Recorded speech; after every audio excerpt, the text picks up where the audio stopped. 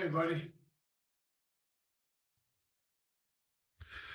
Thank you. Please be seated. Well, good evening. We just concluded this year's NATO summit, and the consensus among the members was it was a great success. It was especially momentous because it represented the 75th year of the most important military defense alliance in the world's history of the world. We should never forget that NATO grew out of the wreckage of World War II, the most destructive war in history. The idea was to create an alliance of free and democratic nations that would commit themselves to a compact of collective defense. Standing together, they knew we'd all be safer. An attack on one would be treated as an attack on all. And it's worked because a would-be aggressor knows if they attack one of us, they'll be attacked by all of us. Sending that message is the best way to deter aggression and prevent wars in the first place. For those who thought NATO's time had passed, they got a rude awakening when Putin invaded Ukraine. Some of the oldest and deepest fears in Europe roared back to life because once again, a murderous madman was on the march. But this time, no one cowered in appeasement, especially the United States. We collected intelligence that Russia was planning to invade Ukraine months before the invasion. I directed the intelligence community to be a significant amount of intelligence to be declassified so I could start building an international coalition to oppose the invasion. Then in February, some of you remember, I warned the world that the invasion was imminent. I rallied a coalition of 50 nations from Europe to Asia to help Ukraine defend itself. Many foreign policy experts thought, as Putin amassed Russian forces just 100 miles north of Kyiv, the capital of Ukraine, but Putin thought it was the mother home of Russia. The capital would fall in less than a week. But the Ukrainian people, backed by a coalition to help build, stopped them. Today, Kyiv still stands, and NATO stands stronger than it has ever been. During the week of this summit, several heads of states made it a point in their statements to thank the United States and to thank me personally for all that NATO has achieved. NATO is not only stronger, NATO is bigger because we led the charge to bring in Finland and Sweden into the alliance. And it makes a gigantic difference. Excuse me.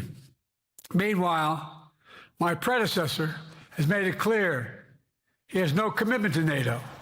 He's made it clear that he would feel no obligation to honor Article 5.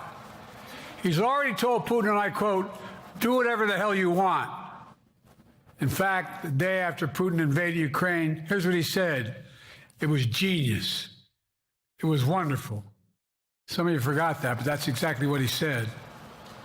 But I made it clear. A strong NATO is essential to American security. And I believe the obligation of Article 5 is sacred. And I would remind all Americans, Article 5 is invoked only once in NATO's long history, and that was to defend America after 9/11. I made it clear that I will not bow down to Putin. I will not walk away from Ukraine. I will keep NATO strong. That's exactly what we did, and exactly what we'll continue to do. Now, the future of American policy is up to the American people. This is much more than a political question. It's more than that. It's a national security issue. Don't reduce this to the usual testament that people talk about, issues of being a political campaign. It's far too important. It's about the world we live in for decades to come. Every American must ask herself or himself, is the world safer with NATO? Are you safer?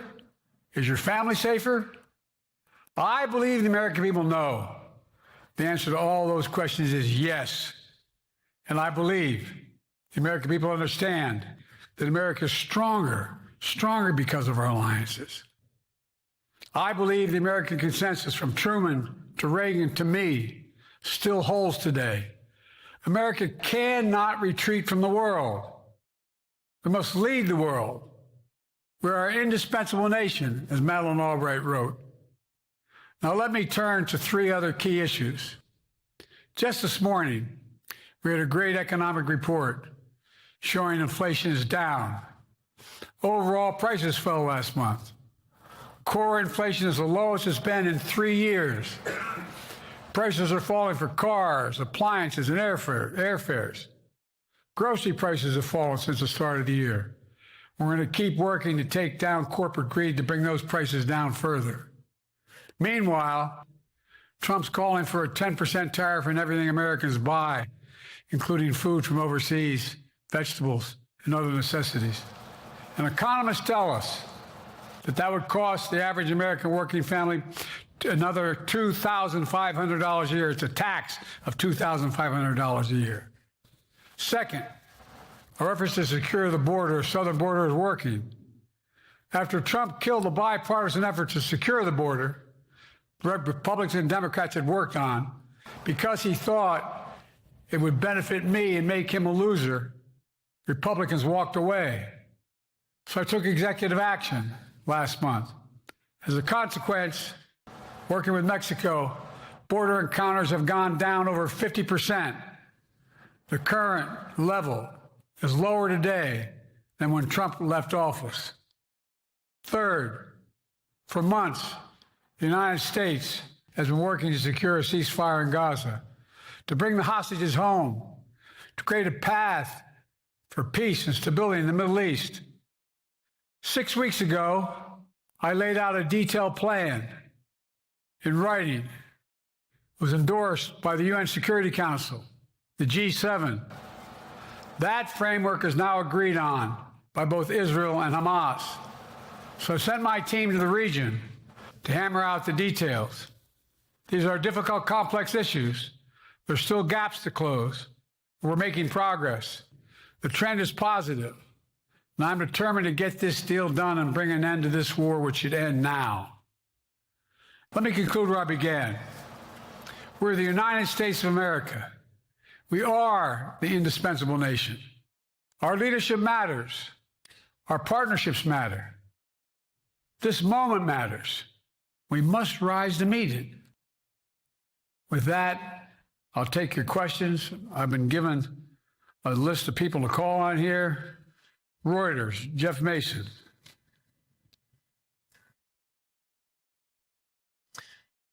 Mr. President, your political future has hung over the NATO summit a little bit this week. Speaker Pelosi made a point of suggesting that your decision on whether to stay in the race was still open. George Clooney and a handful of lawmakers have called on you to step aside. Reuters is reporting tonight that UAW leadership is concerned about your ability to win. UAW just endorsed me, but go ahead. Thank you. My question for you is, how are you incorporating these developments into your decision to stay? And separately, what concerns do you have about Vice President Harris's ability to beat Donald Trump if she were at the top of the ticket? Look, I wouldn't have picked Vice President Trump to be vice president, but I think she was not qualified to be president. So let's start there. Number one. The fact is that the consideration is that I think I'm the most qualified person to run for president. I beat him once, and I will beat him again. Secondly, the idea, I served in the Senate a long time. The idea that senators and congressmen running for office worry about the ticket is not unusual. And I might add, there are at least 5 presidents running or incumbent presidents who had lower numbers than I have now, later in the campaign. So there's a long way to go in this campaign. And so I'm just going to keep moving. And because, look, I got more work to do. We got more work to finish. There's so much, we made so much progress. Think about it. Think about where we are economically relative to the rest of the world. Name me a world leader who wouldn't want to trade places with our economy. We've created over 800,000 manufacturing jobs, 1.5 million jobs. I mean, so things are moving. We got more to go. Working class people still need help. Corporate greed is still at large. Their prices, the corporate profits have doubled since the pandemic. They're coming down. And so I'm optimistic about where things are going. Danny Kemp, AFP. Thanks. Thank you, Mr. President. I wanted to ask you about you mixed up Presidents Zelensky and Putin earlier today. And you now have sort of your key allies, including the British Prime Minister, the President of France, and the German Chancellor having to step in and make excuses for you on that. And officials here are saying off the record that your decline has become noticeable. Hasn't this now, frankly, become damaging for America's standing in the world? Thank you. Did you see any damage to our standing by leading this conference? Have you seen a more successful conference? What do you think? And the Putin piece, I was talking about Putin, and I said, and now, at the very end, I said, Putin. I said, oh, no, I'm sorry, Zelensky. And then I added 5 other names. Look, guys, the idea anybody suggests that we haven't had an incredibly successful conference. How many times did you hear in that conference, I know it sounds too self-serving, but other leaders, heads of state, in thanking me, saying the reason we're together is because of Biden, because Biden did the following. Look, folks, this is, well, anyway, I thought it was the most successful conference I've attended in a long time, and find me a world leader who didn't think it was. Next one, Nancy Cordes, CBS. Thank you, Mr. President. You mentioned other instances in history where presidents have faced a challenge, but what makes this moment in history so unique is that it is not your enemies who are calling on you to reconsider your decision to stay in the race. It's your friends, supporters, people who think you've done a great job over the past 4 years. Have you spent time thinking about what it would mean for your legacy, which you've worked decades to build, if you stay in the race, despite the concerns that voters say they have, and you lose to someone who you yourself have argued is unfit to return to the Oval Office? Well, look, I'm not in this for my legacy. I'm in this to complete the job I started. As you recall, understandably, many of you and many economists thought my initial initiatives that I put forward, can't do that, it's going to cause inflation, things are going to skyrocket, the debt's going to go up. What are you hearing now from mainstream economists? 16 economic Nobel laureates said I've done a hell of a job. That under my plans so far and what's going to happen in the future if I'm reelected, that things are going to get much better. Our economy is growing. I was determined when I got elected to stop the trickle-down economic theory, that if the wealthy did very well, everybody else would do well. My dad was a well-read, decent guy. I don't remember much trickling down on his kitchen table. Middle-class people and working-class people need help. And so what happened is I decided to was able to implement as president what I believed when I was a senator. And that is that the way to build this economy is from the middle out and the bottom up. That way we grow the economy. And the wealthy still do very well. They do fine. And guess what? Find me a mainstream economist who said we haven't done well. What have we not done that isn't working right now? And so we got more to do, though. We got to finish the job. And by the way, I come from the corporate state of the world. Delaware has more corporations registered in Delaware than every other state in the nation combined. I'm not anti-corporate, but corporate profits have doubled since the pandemic, doubled. It's time things get back in order a little bit. It's time, for example, if I'm reelected, we're going to make sure that rents are kept at 5% increase of corporate rents for apartments and the like and homes are limited to 5%. We're going to make a lot of changes that I've been talking about because we're going to continue to grow this economy. And by the way, remember how I got so roundly criticized for being so pro-union, not labor, union. Well, guess what? I've been the most pro-union labor president in history. Not a joke. And guess what? We had the Treasury Department do a study. When unions do better, everybody does better. Everybody does better. And we talk about how, for example, remember when we talked about getting the computer chip industry back in the United States? Used to be 40% of the industry. We invented the chip. 40% of the industry was in the United States. And former presidents decided that the best way to do it is find the cheapest labor in the world, send the product over there and import what the product was. And so what did I do? I was told not to go over to to Asia, including Europe, but Asia. And I remember going to South Korea, convincing them to invest $20 billion in the United States to build computer chip factories. And I asked why when they finally decided to do it. And the answer was because you have the safest economy in the world and you have the best workers in the world. So the whole idea here is we've invested, there's over $50 billion in investment in computer chip manufacturing just coming in a bean. None of you thought that would happen. None of you thought that would happen. But it's happening. It's happening. And it's going to grow economies all through. And by the way, red states and blue states. Matter of fact, there's as much in red states as blue states. I've made no distinction. So my generic point is that the idea that we can't continue to build and grow the economy, make it fairer. Like I said, from my standpoint, when the middle class does well, that's when the whole economy grows. The poor have a shot, the wealthy do well, but the wealthy got to start paying their taxes.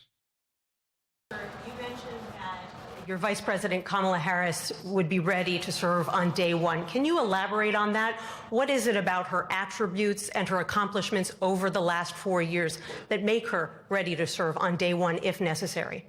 First of all, the way she's handled the issue of freedom of women's bodies to have control over their bodies. Secondly, her ability to handle almost any issue on the board.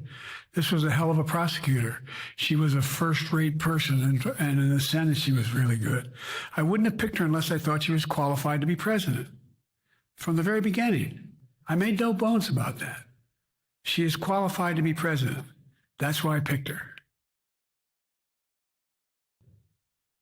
Felicia Schwartz, Financial Times. Thank you, Mr. President.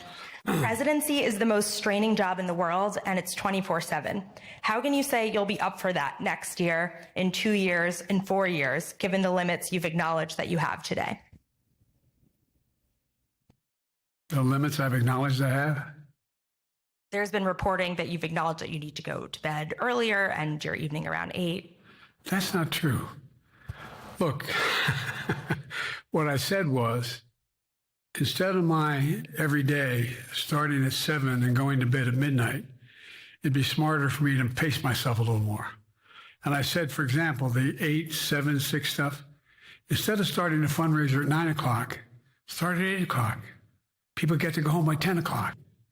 That's what I'm talking about. I'm not talking about, and if you looked at my schedule since I made that stupid mistake in the campaign, in the debate, I mean, my schedule has been full bore. I've done, where's Trump been? Riding around in his golf cart, filling out his scorecard before he hits the ball? I mean, look, he's done virtually nothing. And I have, I don't know how many, don't hold me to it, roughly 20 major events, some of them with thousands of people showing up. And so I just think it's better. I always have an inclination, whether I was playing sports or doing politics, just to keep going, not stop. I just got to pace myself a little more, pace myself. And the next debate, I'm not going to be traveling in the 15 time zones a week before. Anyway, that's what it was about. That's what it was about. And by the way, even with that, I love my staff, but they add things all the time at the very end. I'm catching hell from my wife for that. Anyway.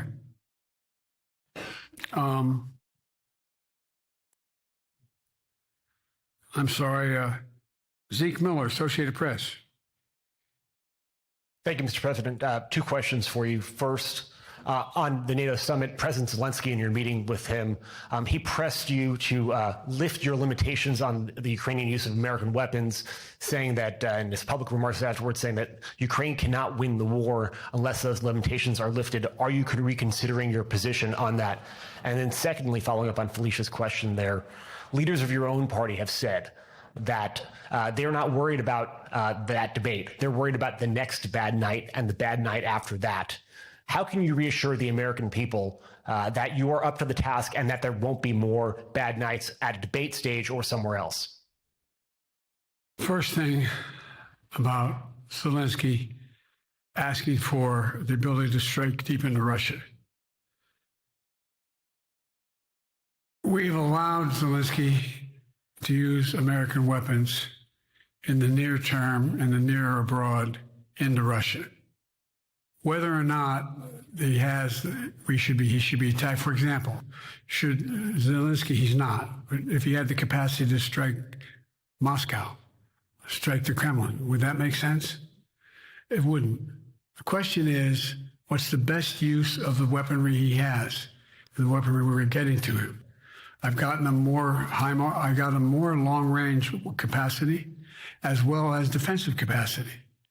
And so our military is where I'm following the advice of my commander-in-chief, the chief of staff of the military, as well as the Secretary of Defense and our intelligence people.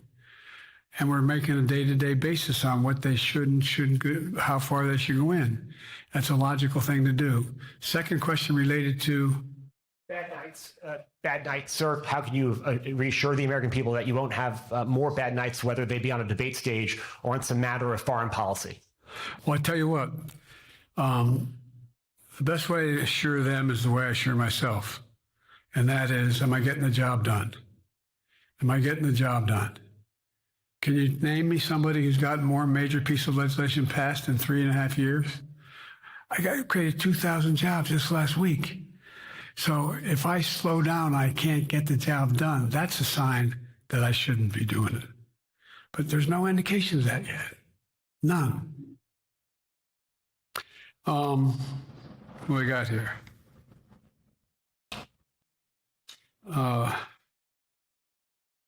Merrick, Pulaski Radio. Thank you, Mr. President. How are you? I'm well. The elections in the US have consequences around the world. You have pretty high standing in Europe. I just asked President Macron about you, and he said we are happy to have him as the President of the United States. But there is a concern. Many people in Poland and across Europe are worried that the former president may win the election. And there's a lot of concern that Donald Trump may weaken NATO, stop supporting Ukraine, or push Ukraine to give up territories to Russia. They're correct. And yourself was warning just 2 minutes ago about it. So my question is, do you think that Europe will be left on its own if Donald Trump wins the election? And what's your advice to European leaders to prepare for possible US disengagement? Well, look, I think, how can I say this without sounding too self-serving? I'm not having any of my European allies come up to me and say, Joe, don't run. What I hear them say is, you've got to win. You can't let this guy come forward. It'd be a disaster. It'd be a disaster. I mean, I think he said in one of his rallies, don't hold me to this, recently, where NATO, I just learned about NATO or something to that effect. Foreign policy has never been his strong point. And he seems to have an affinity to people who are authoritarian. That worries, as I tell you from Poland, that worries Europe. That worries Poland. And nobody, including the people of Poland, think that if he wins in Ukraine, he's going to stop in Ukraine, that that's going to be the end of it. And so what I can say is, I think I'm the best qualified person to do the job, to make sure that Ukraine does not fall, that Ukraine succeeds, that the European alliance stays strong. You may recall, no one was talking about Finland joining NATO. I remember talking to Putin right after we got elected in Geneva, and he was talking about what we should do. We couldn't be in Eastern Europe, et cetera. And I said, you're looking for the Finlandization of Ukraine. I said, you're going to get the NATOization of Finland. And about 4 weeks later, I got a call. No, that's not true. Probably 5 months later, from the president of Finland, could he come and see me? Because in my office, and I invited him to the Oval Office. We sat down and talked. He said he wanted to join NATO. Could I help? And I did. It wasn't automatic. And then I got a call from the Swedes. I beg your pardon?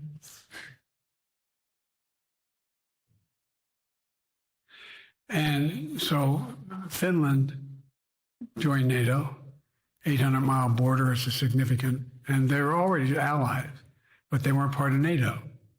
And you heard, I think you heard, maybe, I can't recall what he said in a closed meeting, but he wouldn't mind it being repeated. He said, we decided in Finland, the people of Finland decided they had to be part of NATO. It was in our interest because of the joint ability to be together to dissuade any attack on Finland. And the same thing with Sweden.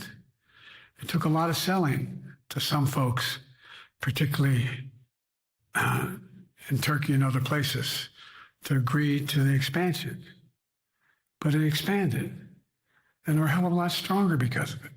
We're more secure because of it. And by the way, I was able to get 50 other nations, 50, to support Ukraine. 50.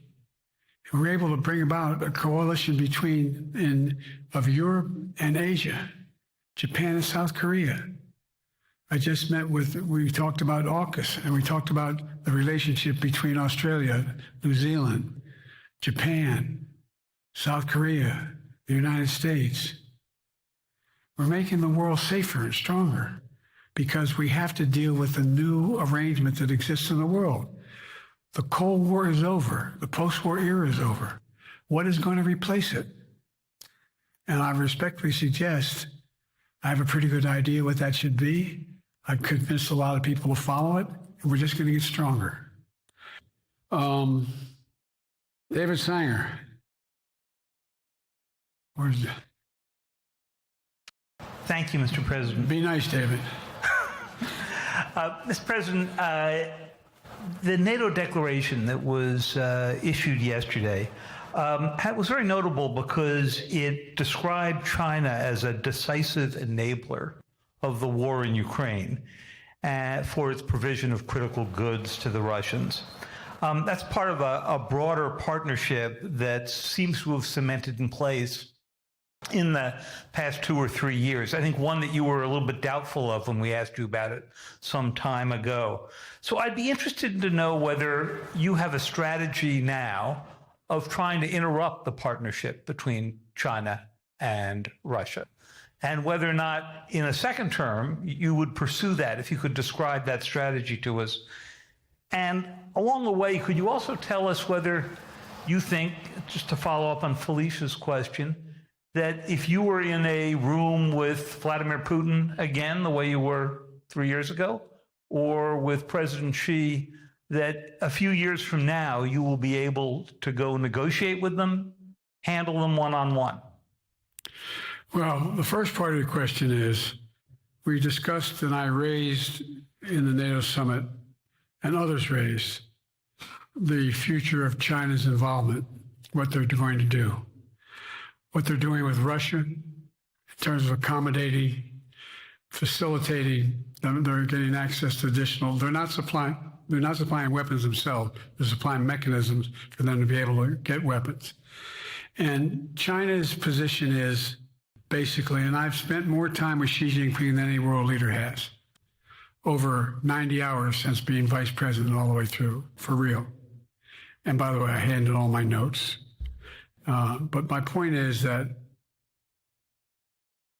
Xi believes that China is a large enough market that they can entice any country, including European countries, to invest there in return for commitments from Europe to do A, B, C, or D, or not to do certain things. What's happened is we had a long discussion about what we cannot, you have to make clear China has to understand that if they are supplying Russia with information and capacity, along with working with North Korea and others to help Russia in armament, that they're not going to benefit economically as a consequence of that by getting the kind of investment they're looking for. And so, for example, we're in a situation where we've reestablished direct contact with China after that, remember the balloon, quote unquote, going down, and all of a sudden things came to an end? Well, we set up a new mechanism. There's a direct line between Xi and me, and our military has direct access to one another, and they contact one another when we have problems. The issue is that we have to make sure that Xi understands there's a price to pay for undercutting both the Pacific Basin as well as Europe, and as it relates to Russia and dealing with Ukraine. And so for example,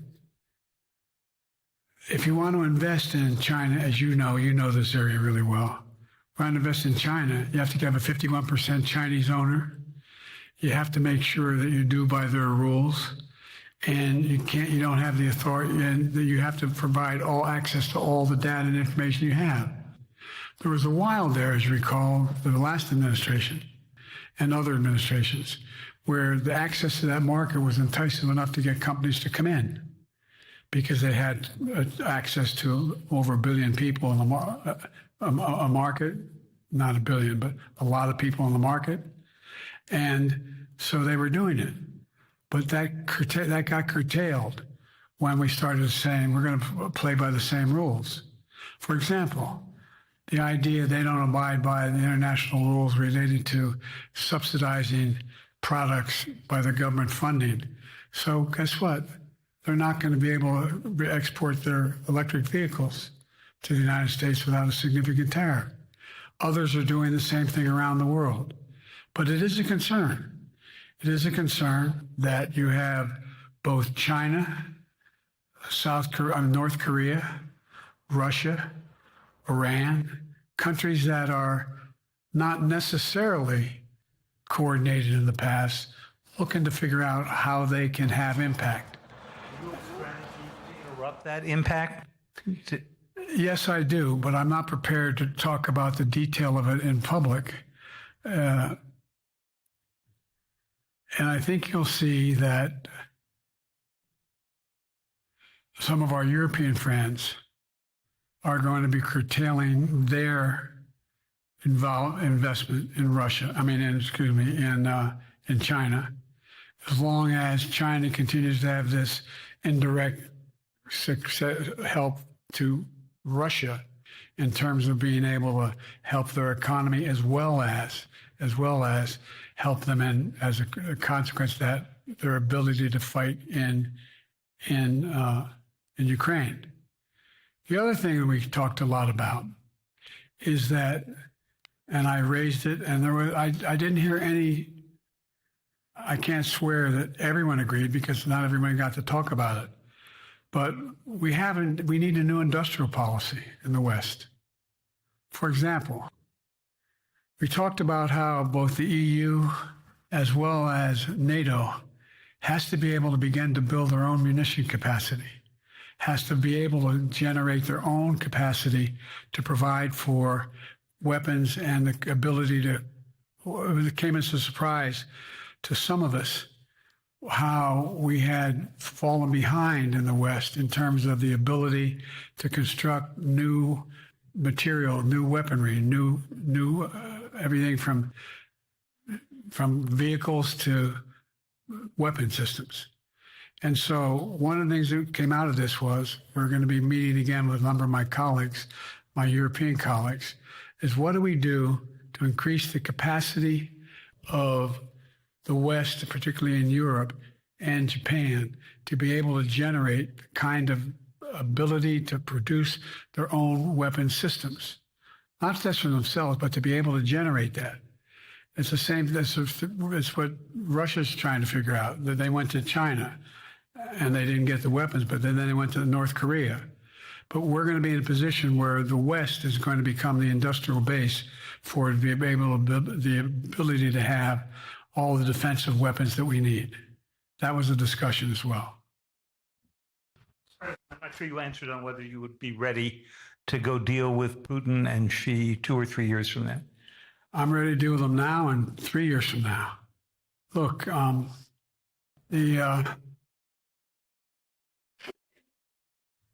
like I said, I'm dealing with Xi right now and direct contact with him. I have no good reason to talk to Putin right now.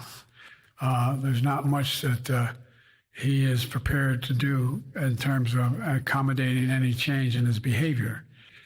And but there isn't any world leader I'm not prepared to deal with.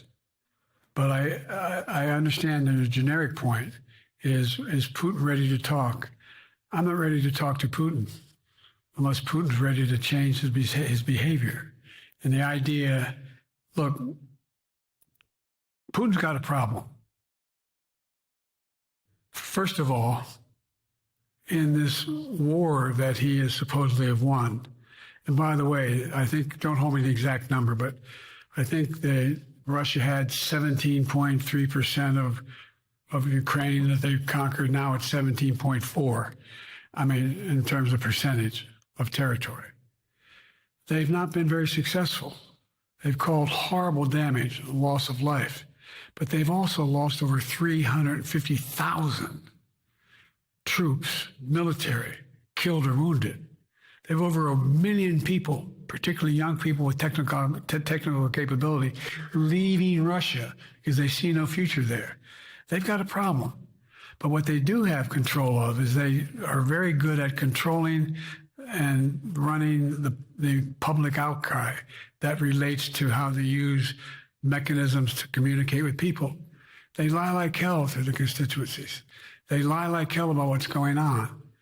And so the idea that we're going to be able to fundamentally change Russia in the near term is not likely. But one thing for certain, if we allow Russia to succeed in Ukraine, they're not stopping in Ukraine. I recommend, I know you know this because you've written about it, read Putin's speech after they moved in, what it was all about in Kyiv. It wasn't about just, anyway, read what his objective is. And anyway, but so I think that I'm prepared to talk to any leader who wants to talk, including if Putin called me and wanted to talk. Last time I talked to Putin was trying to get him to work on an arms control agreement related to nuclear weapons in space. That didn't go very far. So my point is, I'm prepared to talk to anybody, but I don't see any inclination. There is an inclination on the part of the Chinese to keep in contact with me because they're not sure where this all goes. And look what's happened in Asia. We have strengthened the Asian Pacific area more than anyone else has. We just put together with, today I brought on, I asked our NATO allies that we bring on the group from the South Pacific, Australia, New Zealand, Japan, Australia. I already mentioned Australia. And I met twice now, I think, with the 14 leaders of the Pacific Island nations. And we've slowed down what's going on there. We've slowed down China's reach. But there's a lot of work to do. This is a moving target, and I don't take it lightly. Sam from NPR. Thank you, Mr. President. Asma Khalid with NPR. I have two questions. Earlier, you spoke about the ceasefire plan between Israel and Hamas. We're now looking at 10 months of war, and I'm curious if there's anything that you feel personally you wish you would have done differently over the course of the war. And then secondly, if I may, I wanted to ask you about your presidential campaign. I remember covering your campaign in 2020, and there was a moment where you referred to yourself as a, quote, bridge candidacy, a transition to a younger generation of leaders. I want to understand what changed. Two things. Let's go back to when you talked about would I have changed anything that's happening with Israel and the Palestinians and the Palestinian movement. The answer is, as you recall, from the very beginning, I went to Israel, but I also got immediate contact with al-Sisi in Egypt. I met with the King of Jordan. I met with most of the Arab leaders to try to get a consensus going as to what had to be done to deal with getting more aid and food and medicine into the Gaza Strip. And we pushed it really hard. And Israel occasionally was less than cooperative, number one. The Israeli War Cabinet, I've been dealing with Israel since Golda Meir. I've saw some of the reporters around here come here all the time have heard me say this. The first time I met with Golda Meir, I sat across from her at her desk, and her assistant was Rabin sitting next to me. That's how far back I go. I know Israel well, and I support Israel. But this war cabinet is one of the most conservative war cabinets in the history of Israel. And there's no ultimate answer other than a two-state solution here. And so what was able to be done in terms of the plan I put together was it would be a process for a two-state solution. And we get the Arab nations to, particularly from Egypt to all the way to Saudi Arabia, to be in a position where they would cooperate in the transition so that they could keep the peace in Gaza without Israeli forces staying in Gaza. The question has been from the beginning, what's the day after in Gaza? And the day after in Gaza has to be, the end of the day after has to be no occupation by Israel on the Gaza Strip, as well as the ability for us to get in and out as rapidly as you can, all that's needed there. I've been disappointed that some of the things that I've put forward have not succeeded as well, like the port we attached from Cyprus. I was hopeful that would be more successful. But that's why when I went to Israel immediately after the massacres that occurred at the hands of Hamas, the one thing I said to the Israelis, and I met with the War Cabinet and with Bibi, don't make the same mistake America made after bin Laden. There's no need to occupy anywhere. Go after the people who did the job. You may recall, I still get criticized for it, but I was totally opposed to the occupation and trying to unite Afghanistan. Once we got bin Laden, we should have moved on because it was not no one's ever going to unite that country. I've been over every inch of that, not every inch, the entirety from the poppy fields all the way to the north. I said, don't make the same mistake we made. Don't think that's what you should be doing, is doubling down. We'll help you find the bad guys, Sinwar and company. And all this criticism about I wouldn't provide when the weapons they needed. I'm not providing them 2,000-pound bombs. They cannot be used in Gaza or any populated area without causing great human tragedy and damage. But remember what happened when you had the attack on Israel with rockets and ballistic missiles. I was able to unite the Arab nations as well as Europe, and nothing happened. Nothing got hurt. It sent an incredible lesson to what was going on from the Middle East. So there's a lot of things, in retrospect, I wish I had been able to convince the Israelis to do. But the bottom line is we have a chance now. It's time to end this war. Doesn't mean walk away from going after Sinwar and Hamas. And if you notice, you know better than most, there is a growing dissatisfaction on the West Bank from the Palestinians about Hamas.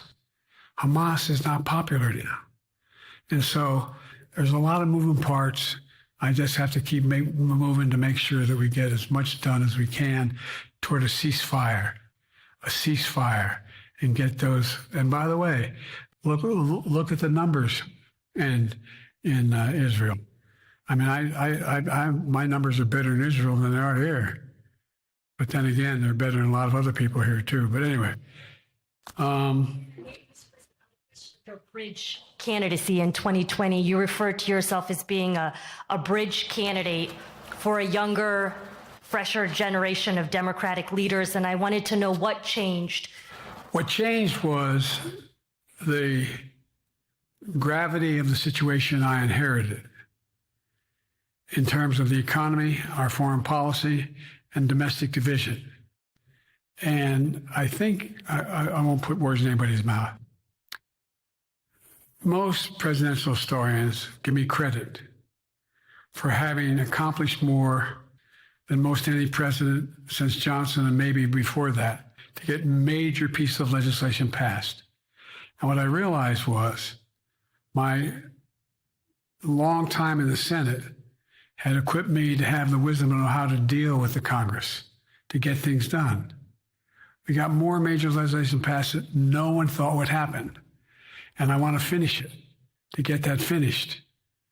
If tomorrow, if we had a circumstance where there was a lineup and I hadn't inherited what I did and we just moved things along, anyway, it's going to change. Last question. Haley Bull, Scripps. Or no, Josh Weingrove, I'm sorry, was the next one. I'll do 2 more questions. Thank you, Mr. President. Many of your colleagues, Democrats in the Hill, are watching tonight as they assess what they want to say about your candidacy. I'm wondering how you're thinking of this right now. It seems like your answer is clear, but they're watching how things go tonight, tomorrow in Michigan, next week in Texas and Nevada.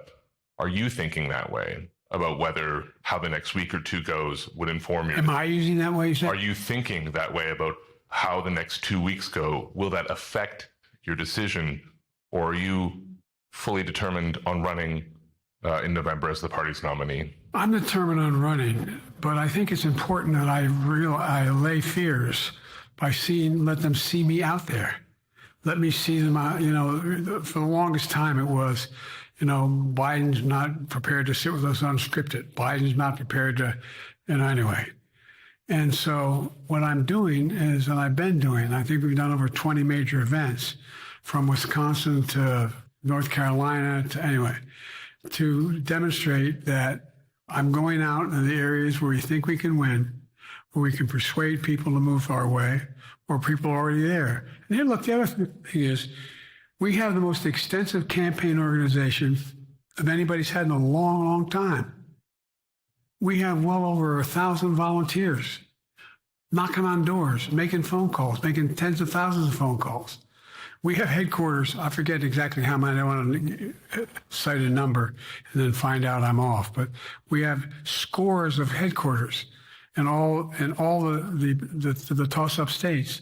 We're organized. We're moving. And that's awful hard to replace in the near term. And here's the other thing. I was in the Senate a long time. Very proud of what I've done in the Senate. I was chairman of the Foreign Relations Committee for a long time, and I was chairman or ranking member and chairman of the Judiciary Committee. I'm going to be going down to the Johnson Library. I'm going to be going around making the case of the things that I think we have to finish and how we can't afford to lose what we've done or backslide on civil rights, civil liberties, women's rights. There's that little button we have. Control guns, not girls. I mean, the idea We're sitting around. This is where Kamala's so good as well. We're sitting around. More children are killed by a bullet than any other cause of death. The United States of America. What the hell are we doing? What are we doing? We got a candidate saying, promise the NRA, don't worry, I'm not going to do anything. I'm not going to do anything. You got a Supreme Court that is what you might call the most conservative court in American history. This is ridiculous. There's so much we can do still. And I'm determined to get it done. It's about freedom. And by the way, I'll end this. Well, I'm not going to do that. Haley has to come up too. But I remember I made a speech on democracy in Philadelphia at Independence Hall. And I'm not being critical, just observing. The bulk of the press said, what the hell is he talking about that for? Democracy. You did. Democracy is not an issue. Democracy is not an issue. Except the polling data showed 60% of the people knew I was right, thought I was right. I'm not asking you a question. You don't have to answer, obviously. But do you think our democracy is under siege based on this court? Do you think democracy is under siege based on Project 2025? Do you think he means what he says when he says he's going to do away with the civil service, eliminate the Department of Education?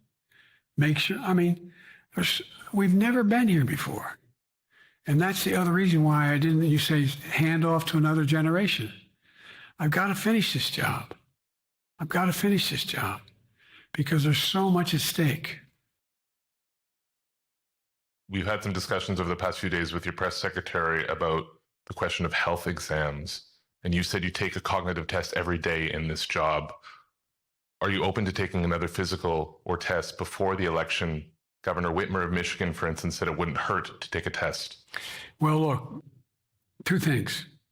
One, I've taken 3 significant and intense neurological exams by a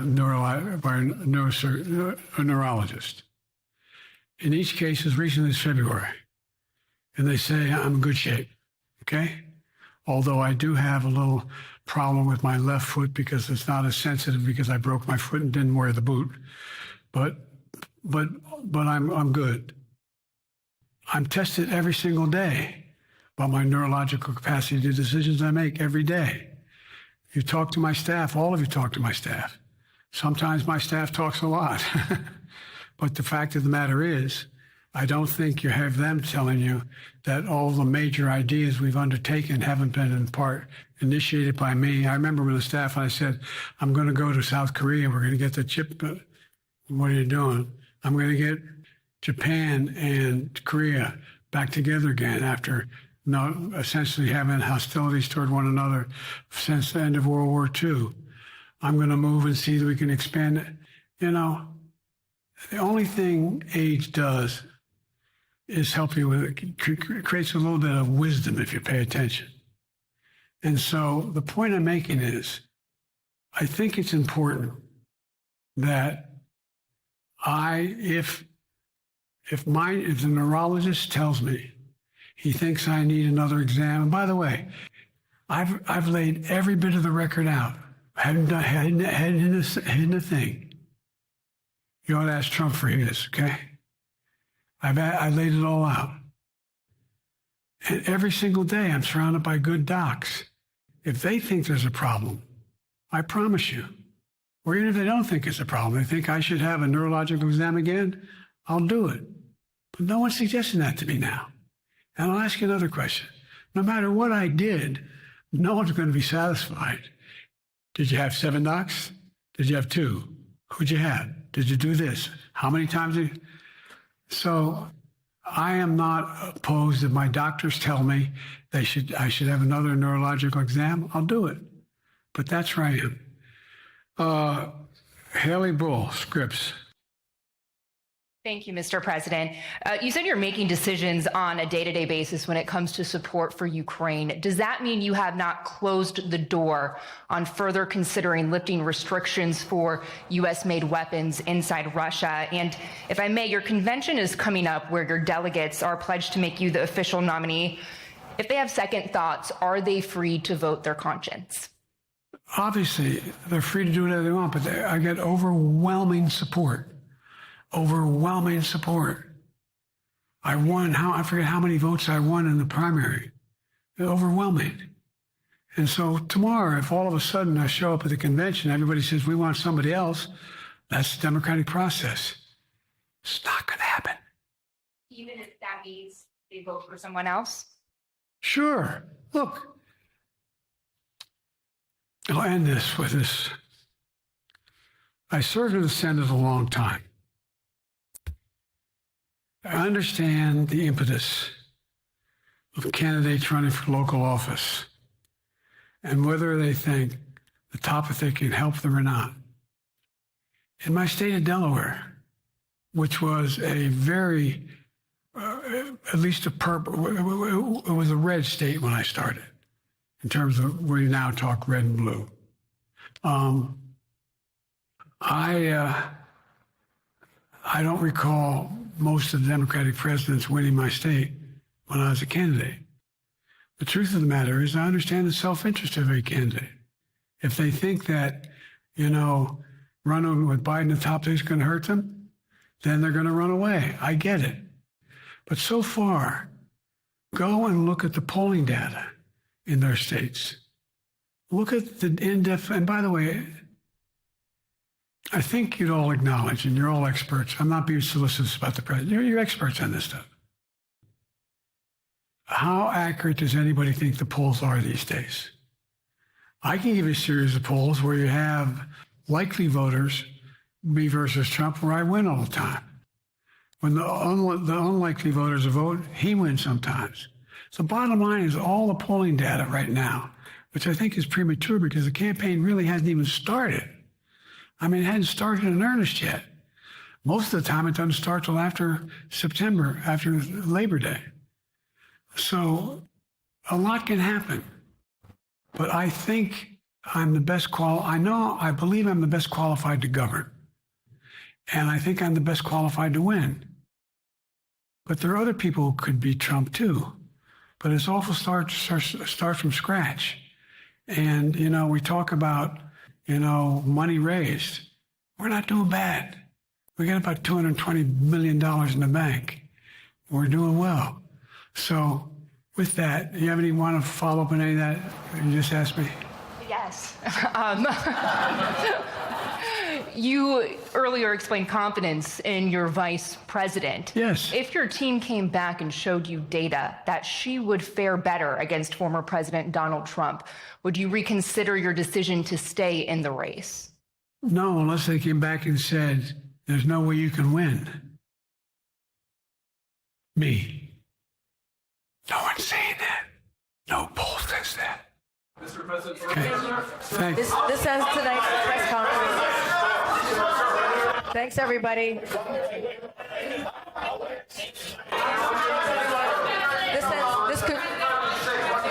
This concludes. Respectfully, earlier you misspoke in your opening answer. You referred to Vice President Harris as Vice President Trump. Right now, Donald Trump is using that to mock your age and your memory. How do you combat that criticism from tonight? Listen to him. This concludes tonight's press conference. Thank you, everybody. Thanks, everyone.